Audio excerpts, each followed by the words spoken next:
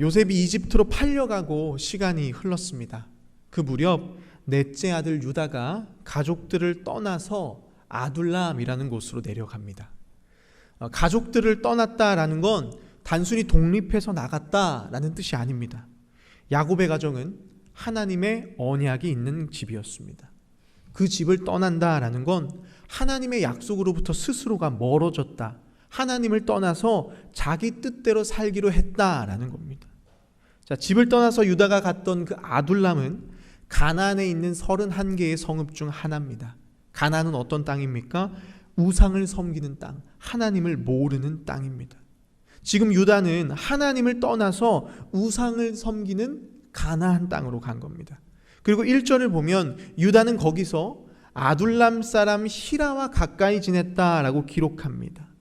하나님을 모르는 땅으로 가서 그 사람들과 어울리면서 살아갑니다.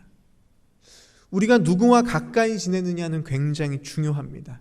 자주 만나고 또 시간을 보내고 마음을 나누다 보면 그 사람의 말투와 생각, 가치관이 자연스럽게 내 안에 스며들게 되기 때문이죠. 지금 유다도 하나님과 멀어진 채 가나안 사람들과 어울리면서 그들의 가치와 문화에 물들기 시작합니다. 그러면서 문제가 생기기 시작합니다. 2절을 보면 유다가 가나안 사람의 딸과 결혼하게 됩니다. 자, 이게 왜 문제가 될까요? 성경은 결혼을 단순히 두 사람이 같이 사는 정도로 말하지 않습니다. 성경에서 결혼은 둘이 한 몸이 되는 일입니다. 즉 서로의 신앙과 가치관, 문화가 함께 묶이고 연결되는 일이 결혼입니다. 자, 그런데 가나안 사람들은 어떤 사람들입니까? 우상을 섬기는 사람들입니다. 그런 문화에서 자란 사람들과 결혼하면 자연스럽게 그 문화가 믿음의 가정 안으로 들어올 수밖에 없습니다. 그래서 아브라함도 아들 이삭을 결혼시킬 때 가나안 여자와 결혼시키지 않기 위해서 먼 고향까지 종을 보냈습니다. 또 이삭도 야곱에게 가나안 여자와 절대로 결혼해서는 안 된다라고 분명히 말했습니다. 그런데 유다는 그 모든 기준을 무시하고 가나안 여인과 결혼합니다. 그리고 유다는 그 사이에서 세 아들 엘과 오난과 셀라를 낳습니다. 겉으로 보기에는 참 좋은 가정입니다. 풍요로운 가나안 땅에 살면서 자녀도 셋이나 낳았습니다. 세상의 기준으로 보면 성공한 삶처럼 보이지만 하나님의 언약을 떠난 가정에는 결국 문제가 생기기 시작합니다. 유다는 장자 엘에게 다말이라는 가나안 여인을 아내로 맞이하게 합니다. 그런데 뜻밖의 일이 벌어집니다. 결혼한 지 얼마 되지 않아서 이 장자 엘이 죽게 됩니다. 7절을 보면 유다의 장자 엘이 여호와 보시기에 악함으로 여호와께서 그를 죽이셨다라고 말합니다. 장자 엘이 갑자기 죽자 온 가족은 충격에 빠집니다. 그 중에서도 다말이 가장 힘들었겠죠. 결혼한 지 얼마 되지 않아서 남편을 잃고 또 자녀도 없이 젊은 과부가 되었습니다. 그런데 당시 고대 사회에는 계대혼, 형사 취수제라는 제도가 있었습니다. 쉽게 말하면 형이 자식이 없이 죽으면 동생이 대신 형수와 결혼해서 형의 자식을 낳게 하는 제도입니다. 그렇게 태어난 자녀는 법적으로 죽은 형의 자녀가 되어서 형의 가문과 유산을 이어받습니다. 그래서 유다는 둘째 오난에게 형수와 동침해서 형을 위한 자손을 만들라라고 명령합니다. 당시 문화에서 이건 둘째 오난이 당연히 감당해야 할 책임이었습니다. 오난도 그 사실을 잘 알고 있었습니다. 자, 그런데 형의 아이를 낳게 되면 어떻게 됩니까? 아버지의 유산도 장자권도 다 빼앗깁니다. 반대로 형에게 자식이 끝까지 생기지 않는다면 장자의 자리는 자연스럽게 오난의 것이 됩니다. 가문의 명예도 유산도 다 가져갈 수 있었습니다. 그래서 오난은 형수와 동침하면서도 고의적으로 자손이 생기지 않게 합니다. 자, 그 악한 모습을 하나님께서는 다 보고 계셨습니다. 결국 하나님은 오난의 생명도 거두어 가십니다. 이제 남은 건 셋째 아들 셀라뿐입니다. 게데온 제도에 따르면 셋째인 셀라가 형을 대신해서 다말과 결혼해서 자손을 낳아야 합니다. 그런데 유다는 셀라가 아직 어리다라는 핑계를 대면서 다말을 친정으로 돌려보냅니다. 그래서 다말은 유다가 약속한 대로 셋째 아들 셀라가 장성하면 다시 불러줄 거다라고 믿고 친정으로 돌아갑니다. 그런데 시간이 지나도 유다는 다말을 불러들일 생각이 없습니다. 그 사이에 12절을 보면 유다에게도 일이 생깁니다. 그의 아내였던 수아의 딸이 세상을 떠나게 됩니다. 유다는 슬픔을 추스르고 양털 깎는 일을 위해서 딥나로 올라갑니다. 당시 고대 사회에서 양털을 깎는 날은 축제 날이었습니다. 사람들은 이날 한데 모여서 한 해 동안 자란 양들의 털을 깎고 잔치를 벌이면서 술을 마셨습니다. 실제로 사무엘상 25장을 보면 나발이 양털 깎는 날에 큰 잔치를 벌이고 술에 잔뜩 취했다라는 기록이 있습니다. 술을 마시면 어떻게 됩니까? 판단력이 흐려지고 경계심이 낮아집니다. 다말은 그 틈을 노리기로 합니다. 시아버지가 술에 취해 있을 때를 노려서 시아버지의 아이를 가지려고 한 겁니다. 자, 창세기를 보면 야곱의 가문에는 반복되는 문제가 있습니다. 바로 거짓과 속임수입니다. 야곱은 젊은 시절에 형과 아버지를 속여서 장자의 축복을 빼앗았습니다. 그 대가로 외삼촌 라반에게 오랫동안 속임을 당하며 살았습니다. 그리고 창세기 37장에서 야곱의 아들들은 요셉을 팔아버리고 아버지에게 죽었다라고 거짓말했습니다. 그리고 아버지를 속였던 그 아들 중에 하나였던 유다는 또 며느리 다말에게 속임을 당하게 됩니다.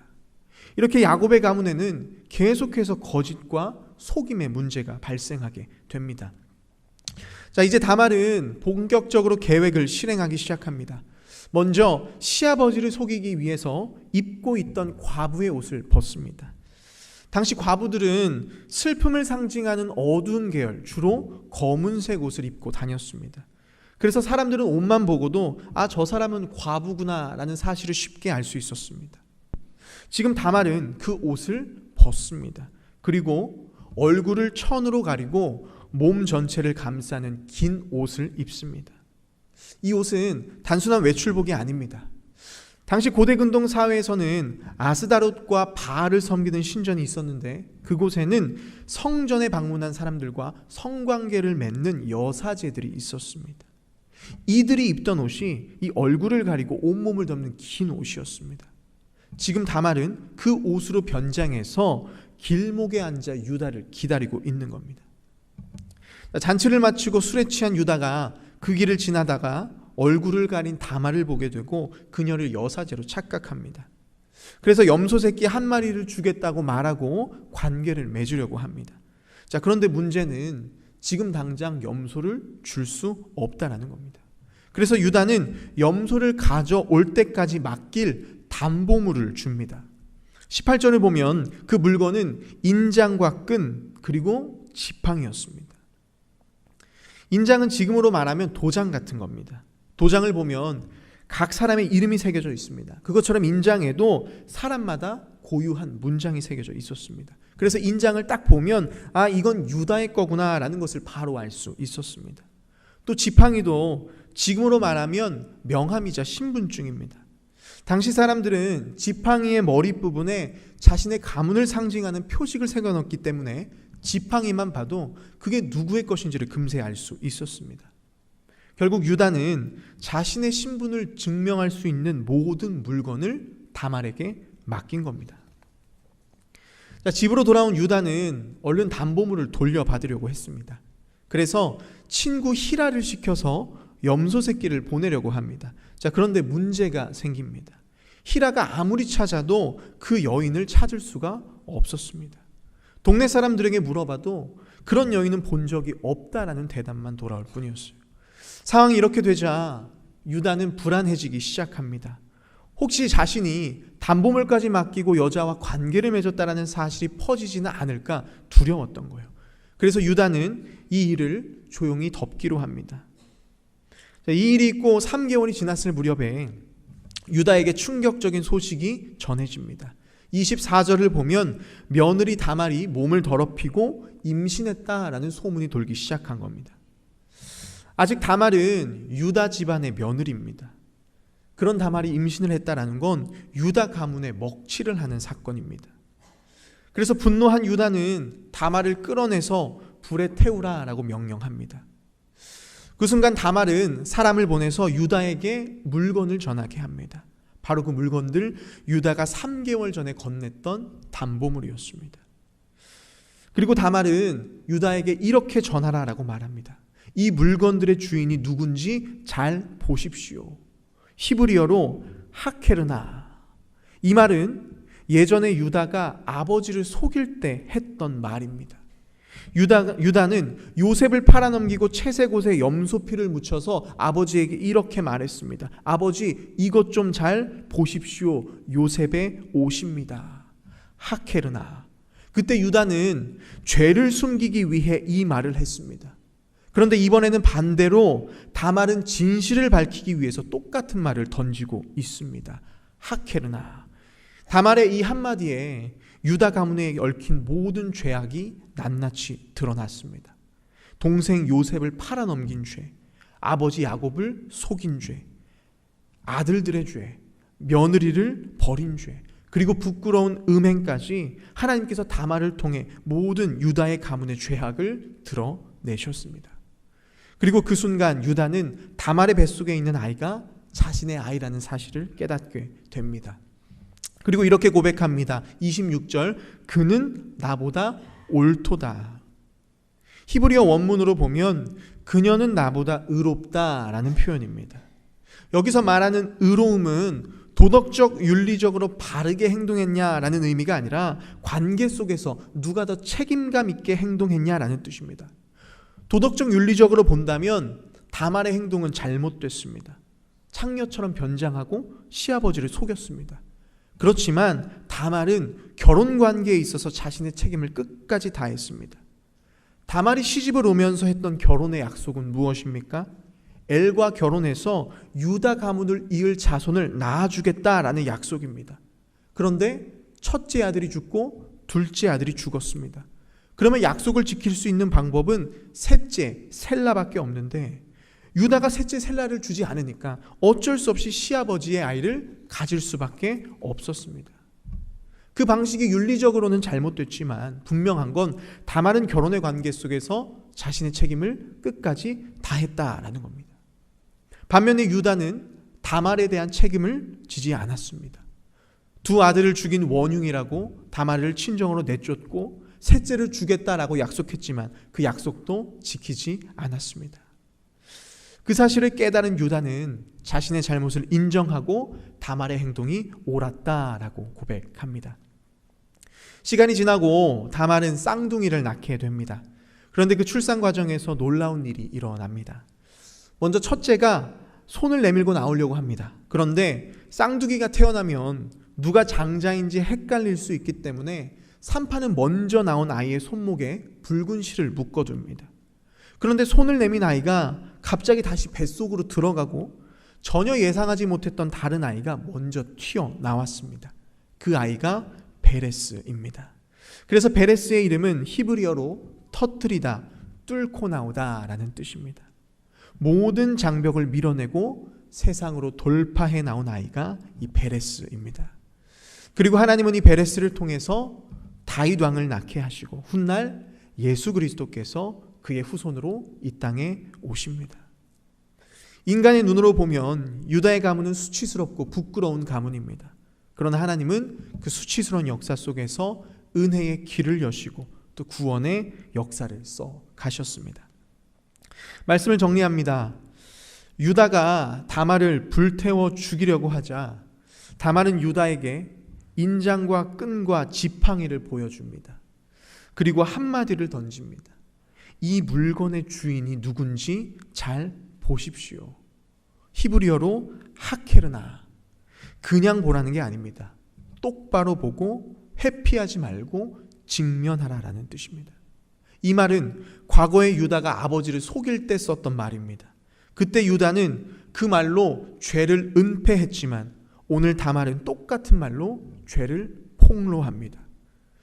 그 순간 하나님은 유다 가문에 얽혀있는 모든 죄악을 낱낱이 드러내십니다. 그리고 그날 유다는 처음으로 자신의 죄와 마주했습니다. 그리고 이렇게 고백합니다. 그녀가 나보다 의롭도다. 유다는 자신의 잘못을 깊이 회개하고 돌이켰습니다. 그 고백 이후 유다의 삶은 완전히 달라졌습니다. 며느리를 내쫓던 책임감 없던 유다가 후에 요셉 앞에서 베냐민을 대신해 자기를 종으로 삼아달라고 울부짖는 책임감 있는 사람으로 변화되었습니다. 그 회개의 시작점이 바로 다말의 하케르나, 하나님 앞에서 모든 죄악이 벗겨진 순간이었습니다. 사랑하는 여러분, 우리는 누구나 피하고 싶은 진실이 있습니다. 우리 안에 말 못할 죄악들입니다. 그러나 죄를 묻어두고 덮어두면 곪고 썩어서 우리의 영혼을 갉아먹습니다. 그래서 하나님은 오늘 우리의 죄를 드러내기 원하십니다.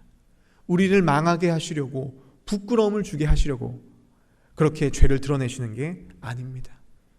우리를 정결케 하시고 자유케 하시고 살게 하시려는 겁니다. 하나님 앞에 우리의 죄를 내어놓는 일은 죽을 만큼 부끄럽고 수치스럽고 두려운 일입니다. 그러나 그보다 더 두려운 건 죄가 죄인 줄 모른 채 살아가는 삶입니다. 그러므로 감춰진 죄가 드러나는 것이 은혜입니다. 여러분, 하나님은 오늘 우리에게도 하케르나, 너의 죄를 똑바로 보아라, 도망치지 말고 직면하라 말씀하십니다. 바라고 소망하는 건 이 말씀이 우리를 향한 하나님의 사랑의 음성으로 들려지기를 소망합니다. 그래서 그 음성 앞에 우리의 죄를 솔직하게 고백할 수 있게 되기를 바랍니다. 여러분, 죄가 드러나는 것은 끝이 아니라 시작입니다. 사람의 눈으로 볼 때 유다의 가문은 실패한 가문입니다. 거짓과 음행이 가득해서 도저히 하나님의 은혜를 기대할 수 없는 부끄러운 가문이었습니다. 그러나 하나님은 그 수치 한가운데 구속의 씨앗을 숨겨 놓으셨습니다. 진심으로 회개한 유다를 받아주셨고, 그를 통해 베레스를, 그리고 베레스를 통해 다윗을, 그리고 마침내 예수 그리스도를 이 땅에 보내주셨습니다.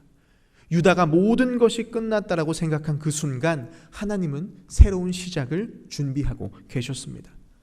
사랑하는 여러분, 하나님은 수치스럽고 절망스러운 우리 인생을 끝이라고 말씀하시지 않습니다. 오히려 그 순간은 하나님께서 일하시는 시작점입니다. 솔직하게 우리의 죄를 직면하고 회개할 때 하나님은 폐허와 같은 우리 인생에 생명의 씨앗을 심으십니다. 오늘 이 아침 죄로 물든 유다 가문에 임한 그 베레스의 은혜가 여러분의 삶에도 시작되기를 간절히 소망합니다.